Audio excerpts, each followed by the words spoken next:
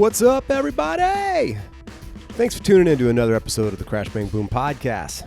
Today's episode is a part of the ongoing Brooklyn drumming series that I've been doing, and today's guest is drummer Andrew Gottlieb of local Brooklyn band Husbandry, who just released their new record, A Port in a Storm, and is celebrating the release of said record today. Today being Friday, September 27th, Gold Sounds in Brooklyn. So if you're listening to this in Australia, you're probably going to have to act real fucking fast to get to the gig in time. Everybody else, get out if you can and support Logan Music. And be sure to check out said new record, available on all streaming platforms and available for purchase on their Bandcamp, iTunes, and more.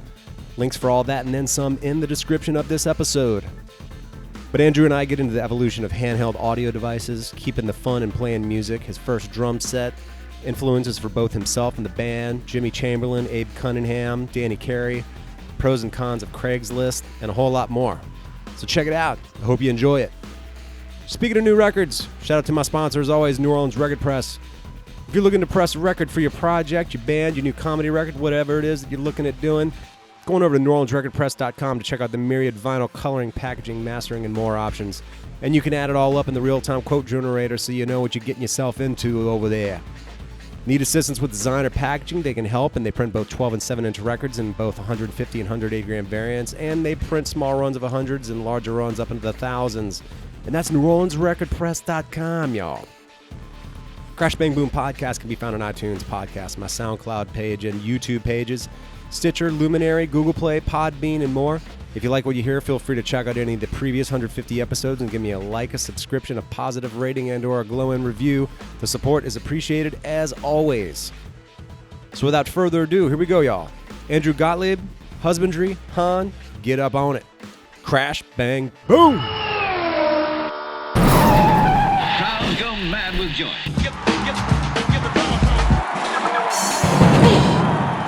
All right, Andrew Gottlieb of the one and only Husbandry, right out of here of Brooklyn. What's happening, man? How you doing? Doing pretty well. How are you? I'm doing pretty good myself. I'm a little tired. You know, every time Monday rolls around, it's like, should I use a sick day and just not go in? Just because I don't want to go in. Yeah. I don't want to do anything. Yeah. That's kind of what I want to do. Nothing and sit in a bed and just like watch TV and maybe for myself, maybe start drinking a little bit early. I feel you. I did that over the weekend, like kind of got my R&R in. Yeah. Coming back a little recharged, but also, yeah, it is Monday. Like, not thrilled about going to work, but it's a drag. Yeah. It's a drag. I keep thinking at some point or another, maybe I'll figure out a way to only work Tuesday through Friday, but then it'll probably be like, oh, that 3-day weekend was killer. Tuesday is my new Monday. Now Tuesday sucks. Yeah. Well, that's actually my girlfriend does that. She's a therapist. Only sees patients Tuesday through Friday, so kind of Nice. works out. You get Monday, she does like admin work and stuff. But Yeah. get the little 3-day weekend. Right on, man. Yeah. Well, congrats on this new record. Just hot off the presses, what, like 2 weeks ago, if that? Yeah, it came Week out and a half? 13th. Yeah. So, that was digital. We did, the pre-orders for CD and everything. So those kind of went out recently. But yeah, it's kind of still fresh right now. And entitled A Port in the Storm. A Port in a Storm, yep. When I heard it, I was like, I always thought that your band and the other local band here, Moontooth, were kind of kindred spirits. And then when I heard this, I was like, even the production almost kind of sounds like a Moontooth record. Then I looked, I was like, oh, Westfall Studios. That's Ray, who I've interviewed and who my band has also worked with out there. So I was familiar with the sound and actually pinned it. I was like, got it. Bam. Yeah, totally. Yeah. We recorded with Ray. We're friends with the Moontooth guys. We actually did a tour with them about 2 years ago. It was our first and sort of our only, countrywide tour. Yeah. Just kind of went with them. So yeah, definitely kindred How long did y'all go out for? It was, I think, about 16 days. Okay. It kind of killed us. Really? It was a bit rough. Was everybody getting along okay throughout We it? got along. It was just, so there's only 2 drivers in the band, myself and Jordan. And this was like legit cross country, to LA and back in 16 days, Denver to LA in 2 days sort of things. Whoa. So a lot of driving. Some shows were really good. Yeah. A lot of the shows were pretty sparsely attended. I imagine. So we had a blast with the Moontooth guys. They were great, and it was awesome getting to see them play every day and just hanging out with them. Absolutely. But yeah, it was bit of a bitch for us. So. Oh my God, I imagine. Yeah, I've never done it where everyone's always been able to drive if I've ever done anything, and I've gone out maybe about that long, but not cross country and back. That's a trek, man. It was a lot. That could bring out the worst in anybody and or everybody. So if y'all actually were able to stick it together and not drive each other crazy, that's a testament to y'all's ability to get along, I would imagine. Yeah, we get along. We're all friends. It's like being in a family, it's our siblings pretty much at this point. And I mean, that didn't break us. Like we'll still like complain about, stupid shit all the time. That's the way it goes. Especially only having two, drivers in the band. Right. But we get along. We're just friends. Nice, man. Well, tell me a little bit about recording this record. Like I was mentioning as well, went out there. I think when I recorded, I went out the night before, got everything set up, and then slept there. Actually saw Moontooth play that night. Went out, hung out, and then got back and just woke up the next day and knocked the drums out, which was awesome. Just to be able to, because I recently did it and didn't quite do it like that. I was like, all right, so we'll go get the drums and the equipment, and and in the morning I'll ride my bike there because we only have so much room to put it in the car. Then I'll ride my bike from the space to the studio. We'll set everything up, get the sounds. We got the drums up, we got the guitars because we wanted to record everything live between the two of us. Then we got all of his stuff up, and then all of his head crashed. So we lost another 45 minutes diagnosing what was wrong. And then finally I was like, all right, now we're ready to go. And I realized this is not the way to do this. Like if you're giving yourself one day to record, in this case it was 6 songs, set up the night before. Do yourself a favor. Set up the fucking night before.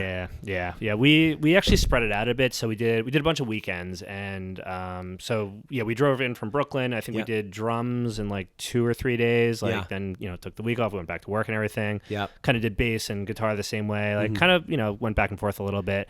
Only for vocals, I think Karina actually did stay over one night because they have that cool setup there where you can just live there for a weekend if you need to, and totally. It's kind of a full service studio, which is really cool.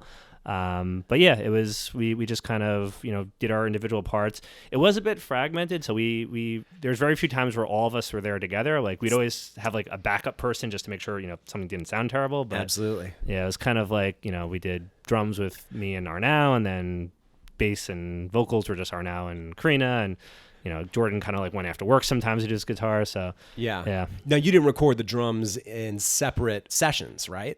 No. So drums was all just. I was about to say that's risky. Oh, that's crazy. Yeah. No. We show up. You're not gonna. That's not the way it works for anyone who is a non-drummer or non-musician that listens to this. If there are any, you don't break your shit down, especially drums, if you're looking for consistency. No, it's cool. You get the sound, stick with it. Yeah, and so they have like a few studios there. So I think they might have even been doing some other bands like in and around us, but. I think I did 2 full days and then maybe like another half day, just like finishing up one song. And for what it's worth, like we practiced these like crazy in preparation. So I always do too. Yeah, we went in. We had no interest in really doing too much like studio experimentation. Although we did a little bit in terms of like other instrumentation. Right. But like our basic parts, like we're just gonna have these super tight. We don't want to like fuck around in the studio. We just want to like absolutely get it done. So, it's nice because the stress that ensues when you're uncertain of some of your stuff, and then how you can start tripping over yourself and start super psyching yourself out because you realize you're paying for this, and then everybody's waiting for you, the drummer, to get this shit done because you're the first one to do it in the first place. The pressure of that can really kind of drive you crazy. Totally, yeah. So it was good peace of mind. Like, and my previous album was really the first time that I played to a click, and so like this time around I was like, all right, like. Used to a click now, practice to a click. Did you not practice to the click for the previous time? You just went in and figured it out on the fly? So for Farrah, our first album was the first time I had done to a click. So previous bands and stuff I've recorded there, and just. I mean, I feel like I have a pretty good sense of time, but like it's kind of whatever is in my head that day. That's the way it goes. In some scenarios, I think that's fine. It has worked for me in the past, but like for this type of music we're playing, it's just some of it's so technical that it's just you're playing with fire if you're going to go down that route, and just like it makes it so much harder for the rest of the band to deal with. So absolutely got used to playing a click the last album. This one I was like a lot more comfortable doing it. So like, by the time we went and recorded, we like mapped all this stuff out, which drove Ray and Anthony crazy because we have. Again, a million different types of signatures in this stuff. But yeah, once we were there, it was kind of just like, all right, like I know what I'm doing, just going to knock it out. Yeah. Took a bunch of takes, but I was able to, get through it pretty easily, I guess. That's great, man. And you've been pretty happy with the sounds and everything for the record and whatnot, I imagine. Yeah, those guys do a great job. I mean, they really got like what we're looking for. We use them kind of in a producer capacity. Like, again, we kind of came in with the songs pretty well formed. So like, you know, but they did have like a lot of good ideas around kind of tweaking things, particularly around like vocals, like how to like really build that out. And like, I mean, Karina just like killed it on this album. Sure, yeah, sounds great. Yeah, and they helped her, you know, like different parts, layering, harmonies and whatnot. Nice. But yeah, the rest was like, you know, like maybe try this part a little this way, you know, mess with this drum fill a little bit, which was super helpful. So, yeah, and they just got it sounding everything, you know, got everything sounding great. That's cool, man. It's always great to have some objective perspectives into it and someone that maybe hasn't been there through all of the bullshit that ensues when talking about this stuff in a practice setting and rehearsal and writing setting. So I personally enjoy and welcome that from producers, engineers, etc. Anytime, because it's just always nice to have it. Because otherwise you could just run in circles bitching about the same shit. Oh, yeah. We're like, and by a certain point, we're so like up each other's asses, just like this part, you know, let's try it 10 different ways. And it's like, all right, just like we need someone to pick like the right way. Because that's another thing. We're like lost in that, you know? Right. So. Yeah, imagine that because that's one of the things that I was going to mention. I mean, of some of the influences that I hear for me, I would say that every now and again, at least instrumentally, I hear a little bit of Dillinger here and there, and maybe a little bit of the kind of diversity that of someone like maybe Candiria or something. But I definitely hear the time signature changes and whatnot. Maybe not so much tempo changes, which that's where I think tempo mapping gets especially weird. I actually spoke to Elliot Hoffman from Car Bomb about it a couple of episodes ago, and I was saying that going forward, if a song's one tempo, I'm totally willing to do it and figure out if there's, you know, meters that are in whatever 8, I'll figure that out and just give me an 8th note click track and I'll just play to it. You know, I don't need to map anything out. But when tempo changes happen, I think going forward, I'm gonna just play it on the fly. I'd rather do that. I think the adjustments become too drastic. Yeah, and it becomes almost too noticeable. Totally. And I think we had a little bit more of that going into it, but then once we were doing the mapping, I was like, we have to like simplify a little bit. Yeah. If this part's 158 and this part's 160, split the difference. Or just everything's 158. Like, it's just easier. 159. Fuck it, dude. You know, like anything. So I've absolutely said that so many times. Yeah. And so we definitely, and you know, again, credit to Ray and Anthony. They definitely are just like, all right, like you're not gaining anything by doing this. Like there's some times where like we're, you know, doing a pretty drastic change. It's like, all right, like you see the effect. But if it's like these little things here and there, just like, all right, just pick a tempo. Exactly. Between tracking it and then they mixed it, I believe, did they master it out there as well? Yep. They so everything in-house. How long did it take y'all to put it out, get all the artwork together and do all that? Because that can be yet another process that can really delay shit in my experience. Yeah. So we finished recording it, I think, towards the end of last year, so the end of 2018. Okay. Kind of like we did the majority of it in just a few weekends, and then there was like a little bit extra vocals, a little extra instrumentation. You know, they were busy. I think Ray might have had to tour at that point. We kind of just like went in and out. But at the time, we had no like definite release plans. We were kind of figuring that stuff all out, so there's no real rush. Yeah. So I think we finished by the end of 2018 the actual recording. Mixing, mastering kind of went on for a while. Like we probably got a little nitpicky. Like we were saying, like it would have been better for everyone's sanity that we just like maybe went into the studio a few more days rather than just doing the kind of back and forth stuff, which we did. Yeah. So that went on for a little while, and like, you know, they were super patient with us on that, and again, it all worked out. We were super happy with how it came out. Nice. But yeah, as that was happening, so our bassist, he does pretty much all our artwork in house. That's great. Yeah. He was you know, kind of coming up with ideas for the cover, you know, just different themes and stuff. So for our previous album, was designed and manufactured on purpose, or our previous EP, I should say. And like the album artwork is like kind of futuristic, kind of like weird. So this one we wanted a lot more like naturalistic, like a lot, you know, we were thinking of something with photos, something with, you know, humans in it. So he was kind of working on that, developing that idea. Again, it took us a little while to finally settle on something, but you know, we got what we wanted, and it took a little while.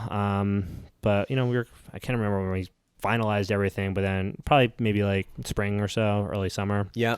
And then kind of just, you know, we ended up self-releasing this one, so kind of doing like some of the press stuff, getting all the release date things hammered out, production, all those fun things. A lot of variables. It's a lot of variables, a lot of wheels in motion. Yep. Yeah, my new thing as well that I've learned along the way is that if we all realize that, you know, hey, we're a month out from tracking drums, I want to start the conversation about artwork then.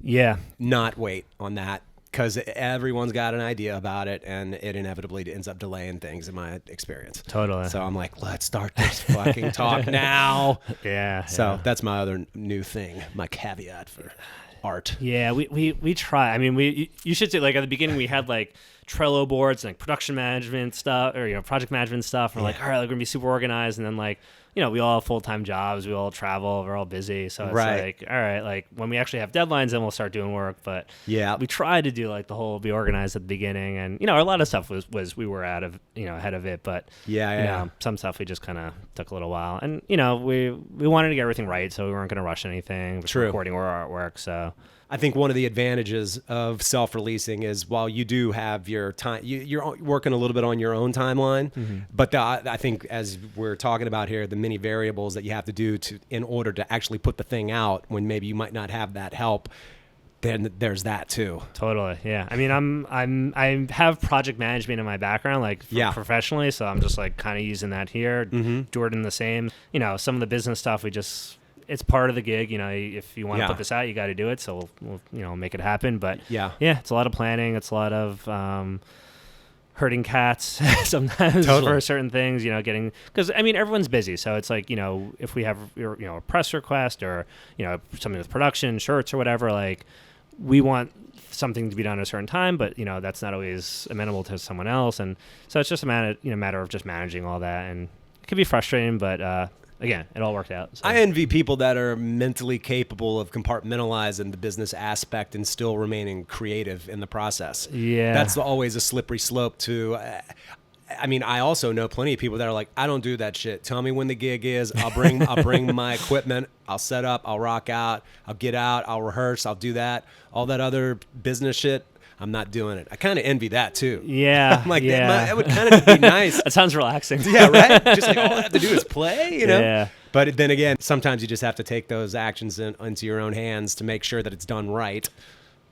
Yeah, I think the way it ends up working for us is we tend to not write when all this stuff is happening. So like we probably haven't written a new song in months, right? Which kind of sucks, but it's also like our mind space is very much on this last album, like getting it out, doing all the logistics.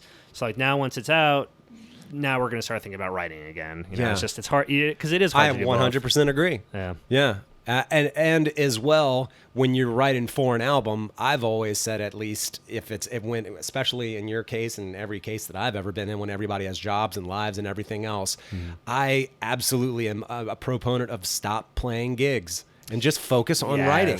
Because every time a gig comes around, we're still reverting back and getting a set together. So we're constantly reverting back to that, and it's just taken away from the progress of writing new stuff, in my experience. Assuming you're working on minimal time, which most of us are when that's the scenario, right? Totally. Yeah. I mean, we ran into a lot of that, I think, when we were writing this album. We started this album, or at least some of the songs in this album, probably like 2016 maybe. Wow. I think like one of the songs had like we did put out an EP which had like some songs wrote around the same time 2 years ago, I think. Yep. But yeah, some of these songs go back a long time, and we had the thing where like someone's like, oh, you want to play this show? And like, yeah, that's a cool show, let's do it. Then all right, instead of writing a song, we're gonna have to practice the set for this week, and it's the way it goes. It's you just kind of get in that vicious cycle. That's right. Yeah, man. And you get stuck in that a little bit. But yeah, I think what usually helps is like when it gets to winter time, and then we're like, we don't really want to go out and do shows Deal anyway. with all that bullshit. Yeah, we don't want to drive to Philadelphia when it's like snowing in January.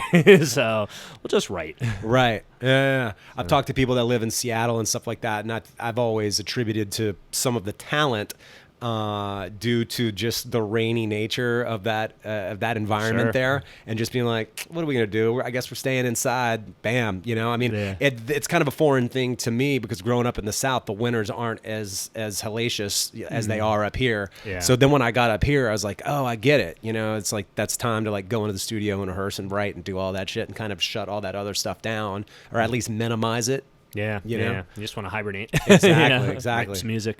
Yeah. Well, now that you've gone through the process of A to Z and actually thing to come out, it feels good to finally see the thing come out, right? Yeah, and it sort of like hasn't hit me in a way. The release dates come, and it's like, I've been sitting on this for so long. Like, yeah, it just feels a little anticlimactic. Yeah, like the songs have been in my head for years now. Absolutely. But it's, on the other hand, like it's really cool. Like, we've been doing this for a number of years now. We've done that cross country tour. We've been on a lot of shows. So like, while our fan base is not exactly big, like it's cool, seeing someone in North Dakota buy the album online and like just like who would have never seen us and like gets to own this thing, and like that's awesome. Like it's super gratifying. And that part, like the actual like release part of that cycle, like you do have that kind of like positive tangible thing there.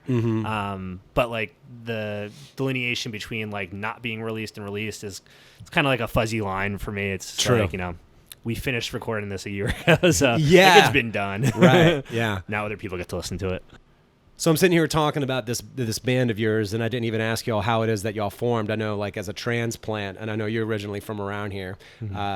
As a transplant myself, I often had to resort to Craigslist, which is its own problematic venture at times. And just, my God, I've gone to rehearsals where I've just been like, what is this? Yeah. What did I get myself into? This is ridiculous. Yep. I've also been a part of bands that wouldn't have happened seemingly without Craigslist, because none of us ran in the same circles necessarily. Once you get within sort of the Brooklyn metal scene, it's very intertwined, and it's a small scene, and everybody knows everybody. But I really wasn't even so much aware of it, many years ago, until I ended up in a band and then kind of became aware of it. But that was a result of Craigslist. Yeah. I mean, and I think it all shifts. Like, when I first started playing here, like I didn't know a lot of these bands, and like now, we played a lot and we know all the bands, but there's always new ones coming up. There's always like young kids playing who it's like, oh, like that weird hardcore band that I never heard of. They're like 23. Like, yeah, that's cool. Yeah. Well, how did y'all end up all getting together? So we are pretty much a Craigslist band, actually. Oh, really? So Jordan and I, we joke we've actually celebrated our 10-year anniversary of playing in the band together. No way. Found each other on Craigslist. He was like 19 when we first started. Is he originally from up here as well? Yeah, he grew up in Queens, okay. Bayside area. So gotcha. He was just playing with a bunch of friends. They were in bands like throughout high school and whatnot. And yeah, I forget something. Their last band fell apart or whatever, so they were looking for a new drummer or a new singer. So we got to playing. We played with our original bassist Jesse for a few years, and we had a singer. Long story short, we're basically on our fourth singer and second bassist, and pretty much everyone's been through Craigslist, so just kind of like we lose one, find another one. We've been with the current lineup for about 5 years now. But to your point about just like those horrible auditions, we record everything, so like somewhere on like a hard drive or on Dropbox or somewhere, like we have people trying to cover like Rage Against the Machine over our music and terrible vocal auditions. Good times. So, yeah. Wow. But then y'all ended up settling, I guess, with what y'all have now that you said like for 5 years. Yeah, huh? Yeah. So we've been together 5 years when Karina joined the band, basically. So gotcha. Our bassist, he was friends with our old singer, so he kind of joined the band through he's the only, I guess, non-internet Craigslist person in the band. Is he from New York as well? He's from Barcelona, actually. So, oh, damn. Yeah. So we're a pretty global band. So Jordan and I are like the New York Jews. Yeah. Then we got Arnau, from Catalonian Barcelona guy. Yeah. Karina, her family's from Dominican Republic. She's she grew up in the Bronx, so she's a New Yorker as well. Yeah. But we kind of 3/4 New York. Yeah. So New York band, but with like global reach, I guess. Yeah, that's really cool, man. I have not been to Barcelona, but all of my friends that have tell me that it's a place that I would love if I was to go there. It's really cool. Yeah, you've been? I went with a friend about 5 years ago. It's really fun. Like all of Spain's pretty awesome. Yeah, like, if you like to eat, be in nice cities, like it's great. That sounds like good times to me, man. Yeah. So early drumming stuff with you, man. How did you end up getting into the instrument? And did you come from a musical family, or was there music on in the house, or instruments, or what was happening? Yeah, so not really a musical family. Like neither of my parents played music. I think my dad played like the clarinet when he was a kid or something. Okay. but my dad was a big not in a klezmer band by any chance, right? No, just that'd be very Jewish. Oh, yeah, that'd be very awesome. I remember he had like a clarinet around, but like never played it. But I think it was just like the school like marching band or whatever. Yeah. But no. So he's a big music fan. So like listen to.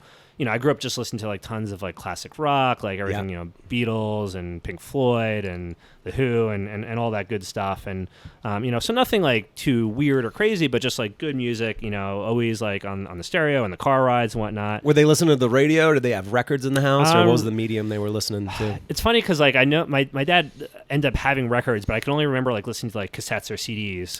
Because I guess by the time I was like, old enough to listen to music, it was like, that was the format at the time. Right. So he had these records, but I don't think in my lifetime I ever can like remember him actually playing them. Really? Yeah, it was always CDs, and I remember like we'd always like go on car rides, like visit family or whatever, and just like my dad was like in control of the the music, and it was always just like whole CDs. It was pre iPod and everything. Right, so exactly. It was just like, all right, we're gonna listen to a whole like Tom Petty album. Yep, that's awesome. Yeah, and that kind of was like what I listened to growing up. Yeah, once because I mean.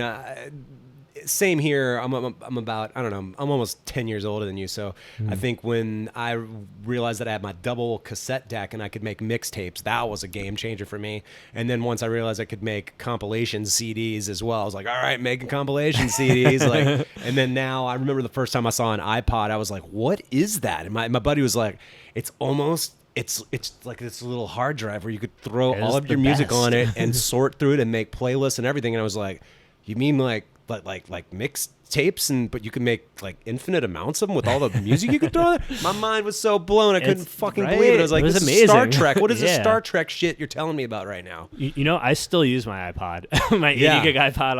I'm like really slow to like. I'll use mine don't work anymore, but I love them. Oh, you can get them on like eBay or Craigslist or whatever for like $100 and like. I just need to get one. Yeah. It's worth. Like I just love having that 80 gigs worth of music if I need it, and just like. Be able to control it. Like Spotify's cool, but like if you have to download a bunch onto your phone, kill that battery, or like I know I'm carrying around too many devices now, but it's nice having the iPod, right? Yeah, I love it. I gotta go back to the iPod. I'm an evangelist for the iPod for sure. I hear you. I've been wanting to make a frame because I have my old school cassette Walkman that I used to like cut grass that was like waterproof. I think Sony made it.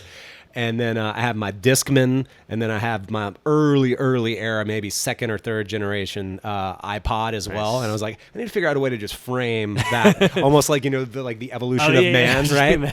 Yeah, putting a record in there at some point might be weird. Well, the record would be like at the beginning, and then again at the end. Yeah, right, exactly. Both sides, full circle of it, right? Yeah, man. Well, tell me a little bit about your first drum set then. Yeah, So I guess I started playing drums, like just like school band, like marching band, like play with like the orchestra and stuff. And that was like snare drum, and I loved it. Like I was good at it. I enjoyed playing it. But I was like kind of content for it to be that. But like my parents saw that was like something I was interested in, and like one year for Hanukkah, I think they were just like, "Here's a drum set." I was like, that's amazing. Shitty. I don't even remember the brand. Like, how old were you? I think I was like 10 or 11. Oh wow, you got one early. Yeah, it was cool because it wasn't something I was actively pushing for, and like I think in the back of my mind I was like, usually I get like 8 presents, and this is just gonna be one. I don't even know if I want this. Right. But then I was like, all right, now I have this. Like, cool. And I think I dabbled with it a little bit, but like I didn't like take to it immediately. Like it was kind of like, this is kind of like a curiosity. I don't know about this yet. Sure. And then I started taking lessons with this guy who's just like a college kid. I don't know if he maybe like gave lessons at my school or something. Somehow like I found him, but he was awesome because he would like be like, all right, like we're gonna play along to like a Green Day song and like a Stone Temple Pilots song or something. Cool. But also like then we're gonna do like cool rudiments and like do some like some, I forget which book it is, but just like these like really interesting like rudiments and whatnot, and learn how to play drums properly. Right. So it was like kind of like, all right, like I do the fun thing, but then I'm like also getting better at this. That's a good approach from a teacher's perspective, because as a kid trying to learn it, and most times, especially when you're starting, you just want to rock out and just try to figure your way through it.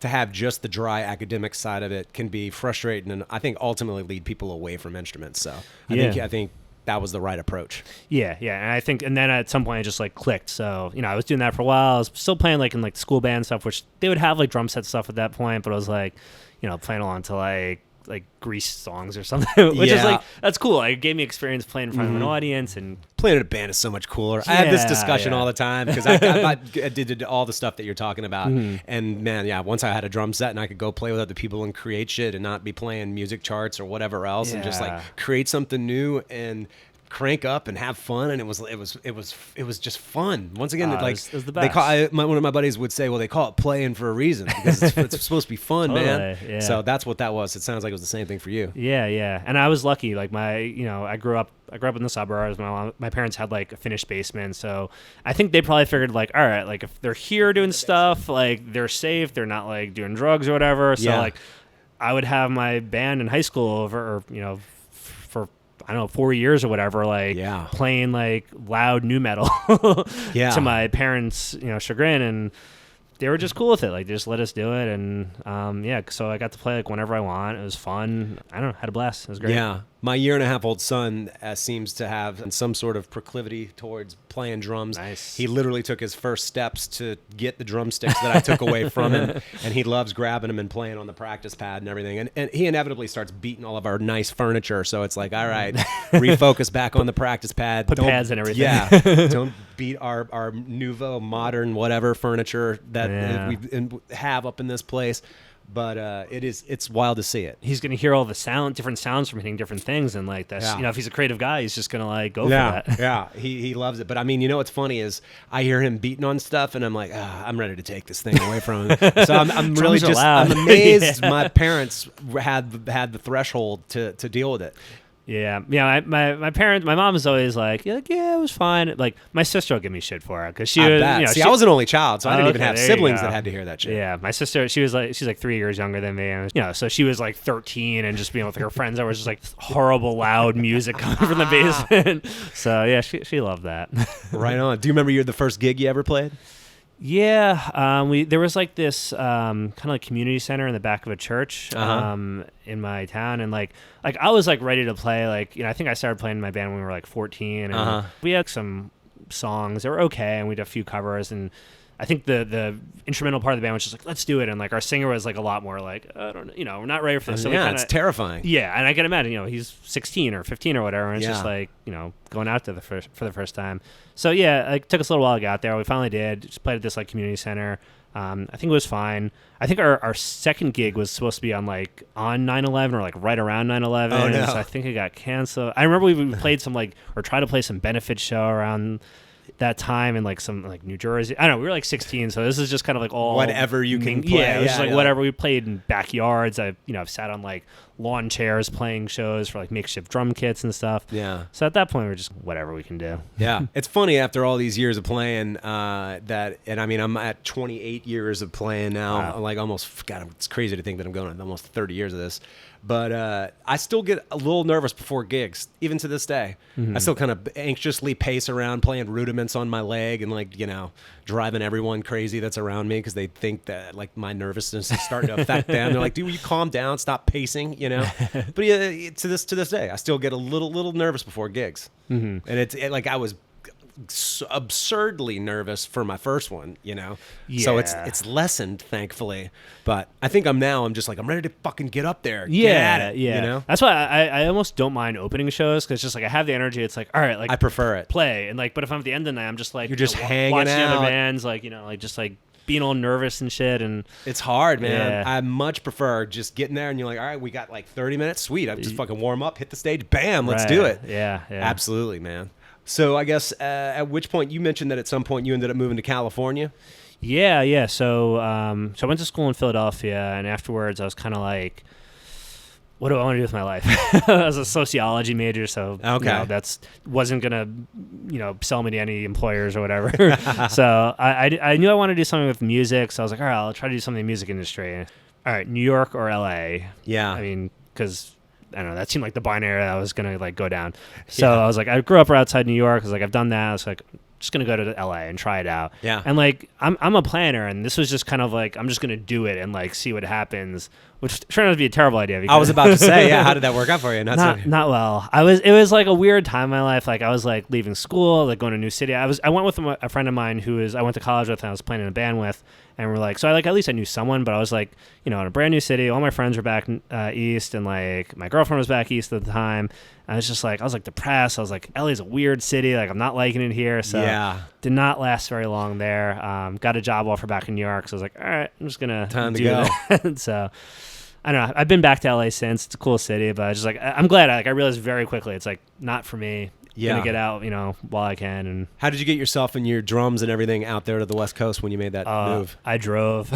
so you've made that cross country drive a couple times. Yeah. So I think I guess I must have had part of my drum set in my car, so I packed all my shit and I drove with my then girlfriend cross country to do like a whole cross country trip, like we went to like Yellowstone and all that. Yeah. I think I just had like cymbals, maybe like heads and hardware or something. Yeah. I think the idea was my parents were gonna like send out my shells like when I got settled.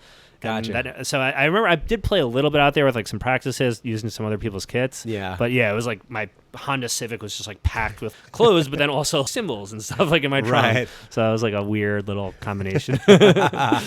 And then you get back, and then I guess how long were you back before you ended up, or was it shortly thereafter when you ended up hooking up with that what ultimately became Husbandry? Yeah, so I came back.